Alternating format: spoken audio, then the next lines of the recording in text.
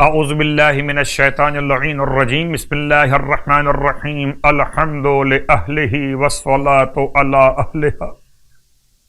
اما بعد رجب المرجب کی 28 تاریخ آج کا دن گزر گیا اور اب جو یہ رات آئی ہے تو بیٹی اب باپ کے بغیر سوئی گی۔ ہائے فاطمہ صغرا گھر میں اکیلی رہ گئی،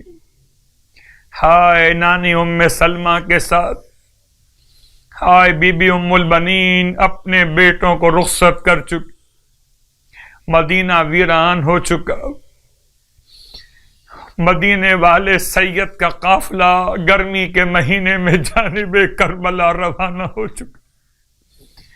مکہ المکرمہ سے ہوتا ہوا یہ قافلہ پہنچے گا جانب کوفہ و کربلا۔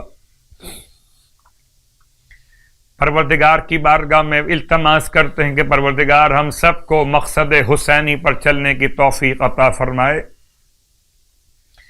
آج کی رات کی مخصوص نماز بالکل اسی انداز سے جیسے کل بیان کیا جا چکا، 12 رکعت نماز، اس کی ہر رکعت میں الحمد کے بعد سورہ اعلیٰ 10 مرتبہ، سورہ انا انزلنا 10 مرتبہ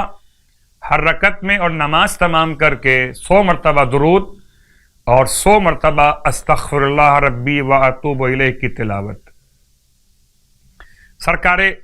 ختمیہ مرتبہ صلی اللہ علیہ وآلہ وسلم ارشاد فرماتے ہیں کہ جو شخص رجب میں 29 دن روزے رکھے گا تو خدا اسے معاف کر دے گا، خواہ اس نے کسی ظالم کے کہنے پر تمام لوگوں کے 10% مال پر قبضہ کر لیا ہو،